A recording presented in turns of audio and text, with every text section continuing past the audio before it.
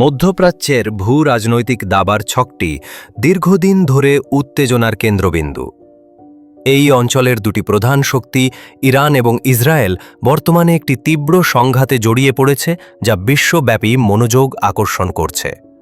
2025 সালের জুন মাসে এই দুই দেশের মধ্যে সংঘাত নতুন মাত্রা পেয়েছে, যা কেবলমাত্র দুই দেশের মধ্যে সীমাবদ্ধ নয়, বরং মার্কিন যুক্তরাষ্ট্র, কাতার, রাশিয়া এবং অন্যান্য দেশকে জড়িয়ে একটি বৃহত্তর আঞ্চলিক সংকটে রূপান্তরিত হয়েছে।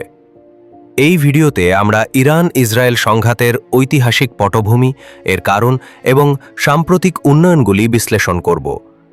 এই সংঘাত কিভাবে বিশ্বব্যাপী প্রভাব ফেলছে এবং এর ভবিষ্যৎ কী হতে পারে তাও আলোচনা করা হবে। ইরান এবং ইসরায়েলের মধ্যে শত্রুতার শিকড় বহু দশক পিছনে রয়েছে। 1948 সালে ইসরায়েলের প্রতিষ্ঠার পর থেকে মধ্যপ্রাচ্যের রাজনীতিতে উত্তেজনা বৃদ্ধি পায়। ইরান, যিনি